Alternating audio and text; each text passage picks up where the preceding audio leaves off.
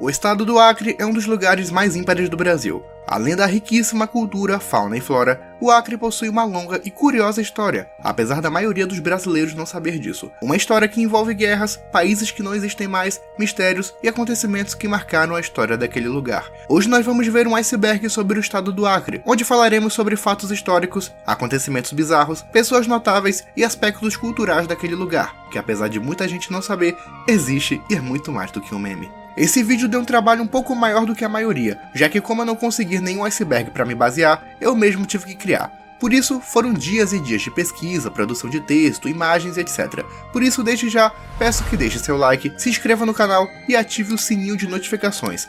Tudo isso ajuda muito no crescimento e evolução do canal. Aliás, se esse vídeo tiver um bom resultado, eu começarei uma série de icebergs falando sobre cada unidade federativa do Brasil. Mas isso só depende do seu like. Sem mais delongas, vamos ao vídeo.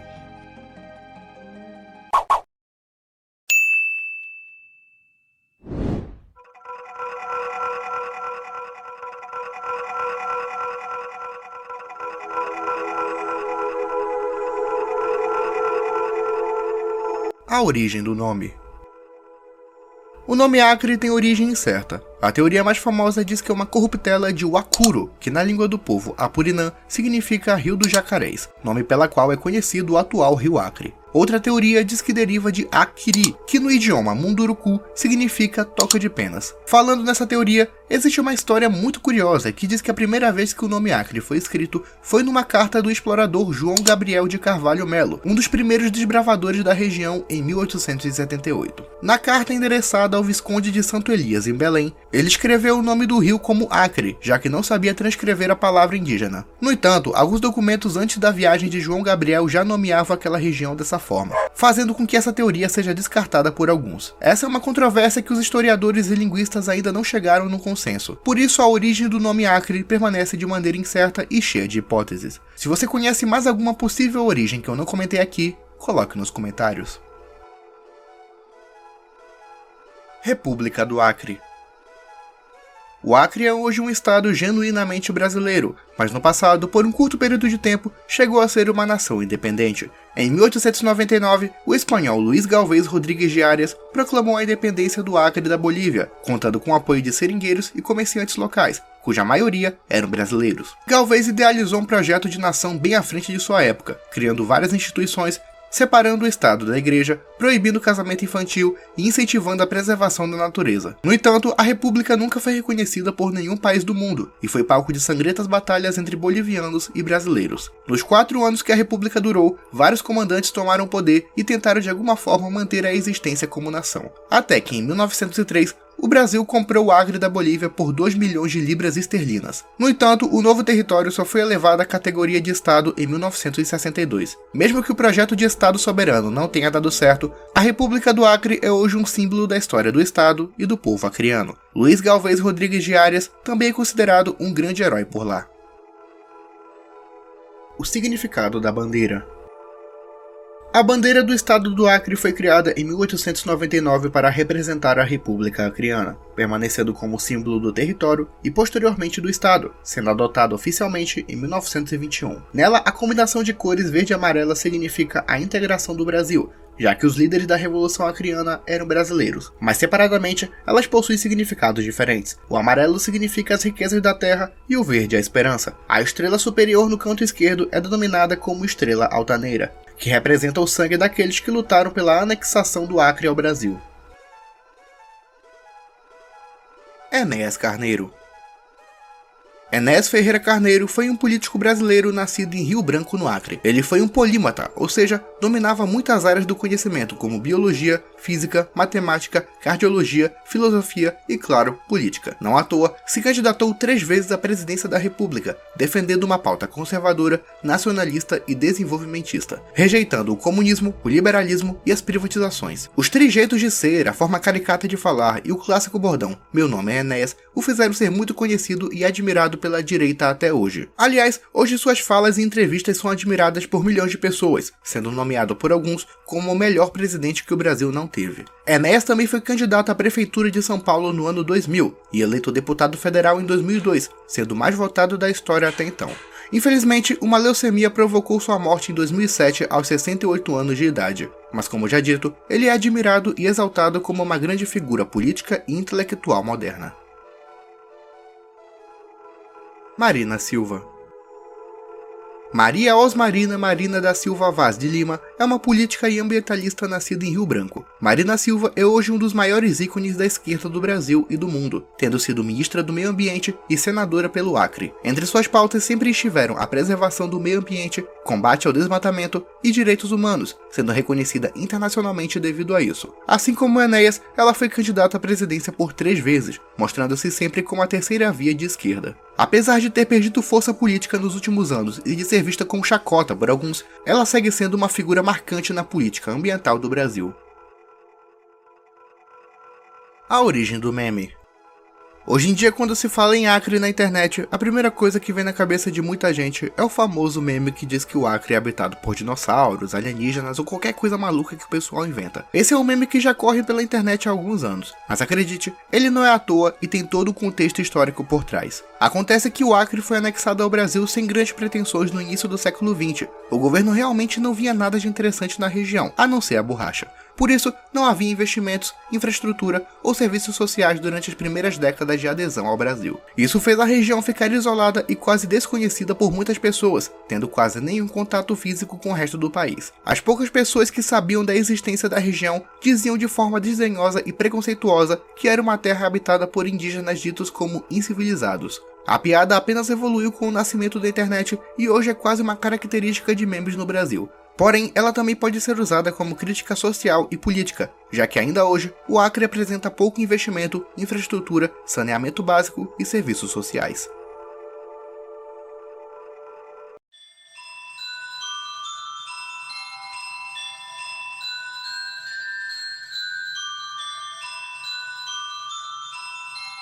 Tribos isoladas.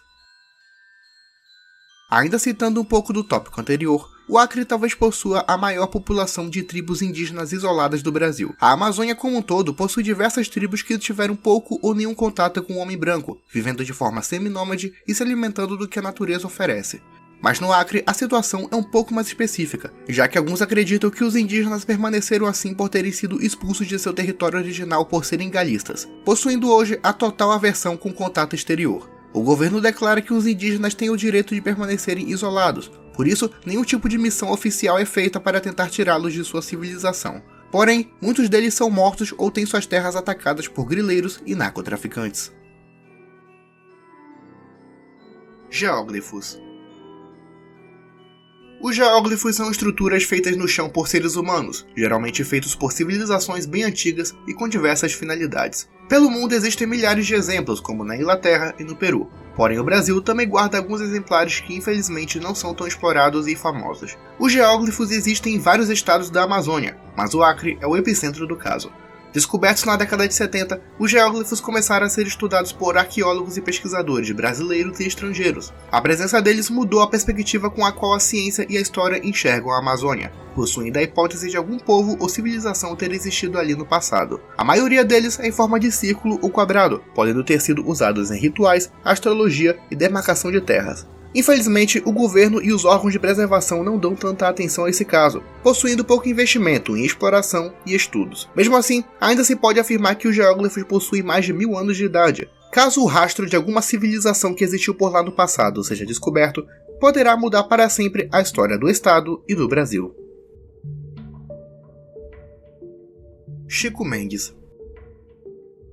Francisco Alves Mendes Filho, mais conhecido como Chico Mendes, foi um seringalista, político e ativista ambiental nascido em Chapuri. Chico Mendes foi uma das primeiras pessoas a lutar pela preservação da Amazônia e pelos direitos dos seringueiros, pescadores e ribeirinhos, além de defender a reforma agrária. Sua luta foi levada a nível internacional, mostrando ao mundo o descaso das autoridades em relação ao desmatamento e à destruição da biodiversidade amazônica. Devido a isso, ganhou diversos prêmios nos Estados Unidos, Reino Unido e o Global 500 da ONU. Chico Mendes também foi uma figura política bem importante, já que foi vereador de Chapuri e um dos fundadores do PT em 1980. Apesar de ter ajudado na internacionalização da luta pela preservação da Amazônia, sua causa e vida também lhe renderam vários inimigos, principalmente fazendeiros. E foi justamente por 2 fazendeiros que Chico Mendes foi assassinado a tiros em sua casa no dia 22 de dezembro de 1988, com apenas 42 anos de idade. Sua morte foi lamentada em todo o mundo, sendo capa dos principais jornais da época, incluindo o The New York Times. Mesmo assim, sua influência chega até hoje, sendo inspiração para uma geração de ambientalistas e ativistas políticos.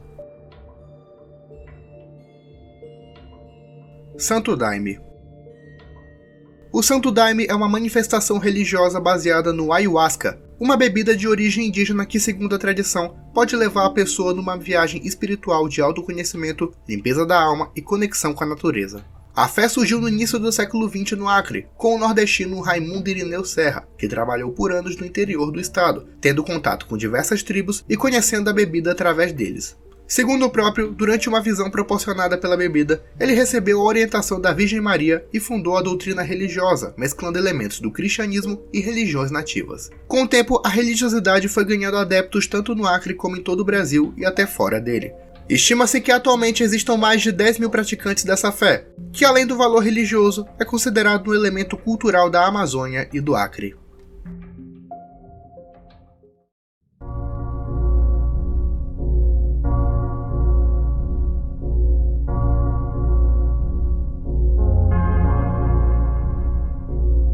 Batalha da Borracha.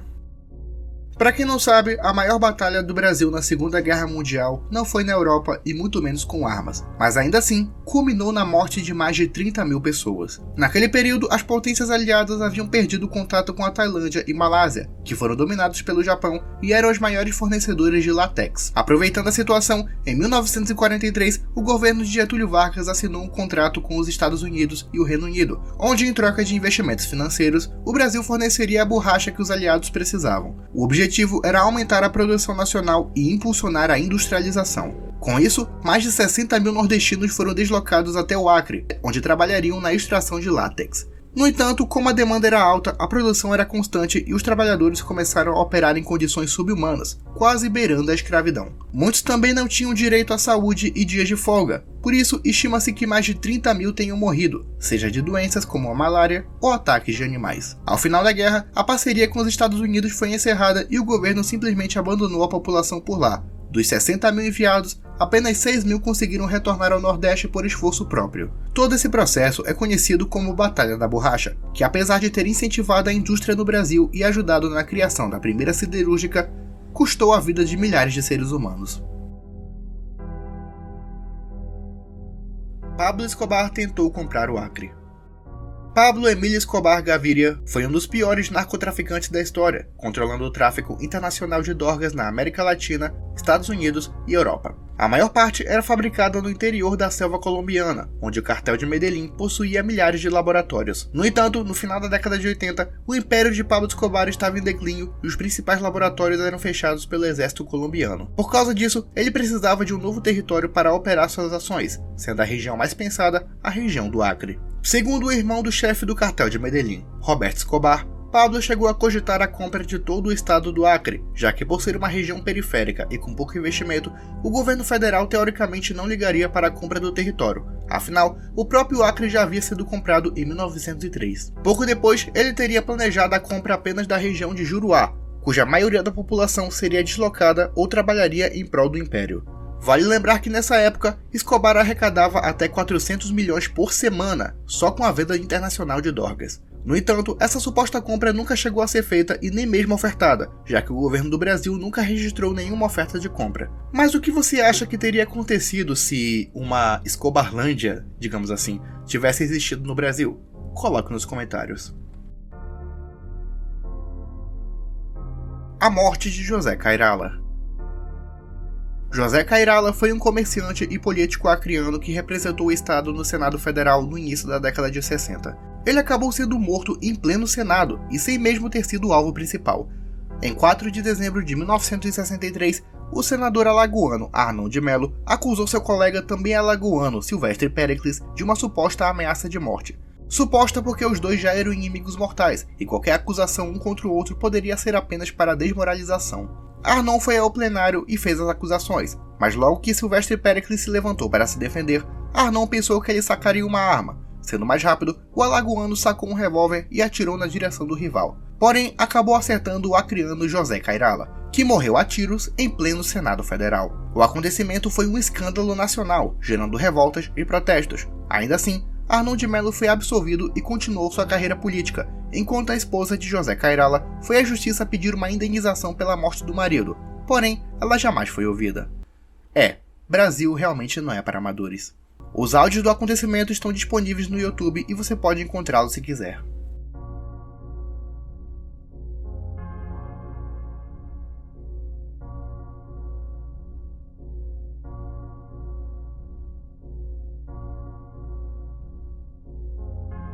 A morte de Edmundo Pinto. Edmundo Pinto de Almeida Neto foi um político acreano eleito governador do estado em 1990. No entanto, o governador foi assassinado em São Paulo no dia 17 de maio de 1992, quando 3 homens adentraram o quarto onde o político estava hospedado, roubaram R$500 mil e mataram o governador a tiros. O crime foi classificado como latrocínio, ou seja, roubo seguido de morte. Mas a população acreana e a imprensa duvidaram dessa versão, já que estranharam o fato dos criminosos terem entrado num hotel de luxo sem terem sido percebidos e terem roubado exclusivamente o governador, que algumas horas antes havia prestado depoimento numa CPI após suposta malversação de verbas em seu governo. Isso faz muitos acharem que se tratava de queima de arquivos, já que Edmundo Pinto havia citado o nome de políticos que estariam envolvidos em esquemas de corrupção. Alguns também acreditam que Edmundo Pinto foi morto devido a rivalidades dentro do próprio partido, o PDS, ou então por grupos rivais no Acre.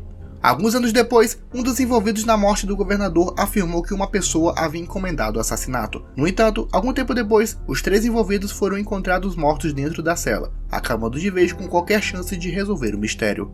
Até hoje se especula qual seria a motivação da morte de Edmundo Pinto, mas é provável que a essa altura jamais saberemos. O menino do Acre. Esse caso parou a internet em 2017 e eu não poderia deixar de falar dele. Bruno de Melo Silva Borges é um rapaz acreano que desapareceu misteriosamente no dia 27 de março de 2017. Após seu sumiço, foi descoberto que no seu quarto havia milhares de papéis criptografados e uma grande estátua do filósofo Giordano Bruno. Só o quarto do garoto já foi suficiente para o caso ganhar repercussão nacional e internacional, onde até a Interpol foi acionada à procura de Bruno. 5 meses depois, ele volta à sua casa como se nada tivesse acontecido, e afirmando que se isolou da sociedade para evoluir espiritualmente. Curiosamente, logo após a repercussão do caso, ele lançou o livro que, apesar de ter recebido críticas negativas, vendeu bastante. Isso leva alguns a crer que se tratou de uma jogada de marketing. Atualmente, Bruno é escritor e já abriu seu quarto para visitações. É um caso bem misterioso e bizarro que aconteceu justamente no Acre e que até hoje não tem uma motivação clara. Seja como for, Brasil sendo Brasil e Acre sendo Acre. Esse último tópico pode resultar sensível para algumas pessoas, já que vamos falar de um crime que chocou o Acre e o Brasil como um todo. Eu vou usar várias figuras de linguagem para falar dele, mas ainda assim, segue o aviso. O crime da motosserra.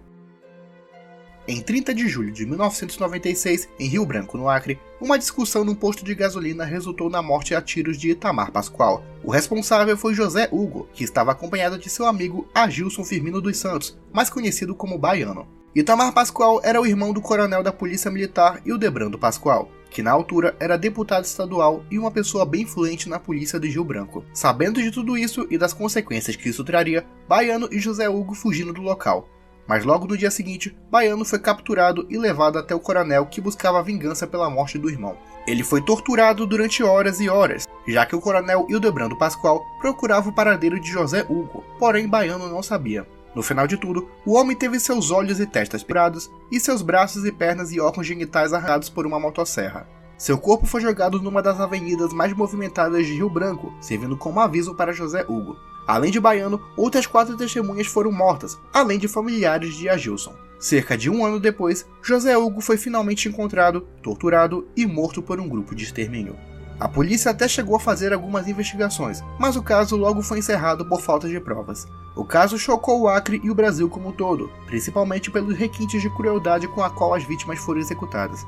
Mas o caso não para por aí. Nos anos seguintes, Hildebrando chegou a ser eleito deputado federal, mas cumpriu menos de um ano devido a um processo de cassação do mandato. Após isso, ele foi acusado de comandar um grupo de extermínio e de estar envolvido com o narcotráfico do estado. Devido a acusações do crime ocorrido em 96, ele foi conhecido como deputado da motosserra. Apenas em 2009, ele foi condenado pelos crimes, que somados resultam em mais de 100 anos de prisão. Hildebrando Pascoal até hoje nega as acusações e afirma que está sendo vítima de perseguição política. 20 anos depois, sua pena foi transformada em prisão domiciliar devido à sua avançada idade e problemas de saúde. O crime da motosserra é um dos mais chocantes e perturbadores da história do Brasil, causando repercussão não só por aqui, mas internacionalmente, mudando para sempre a sociedade acreana.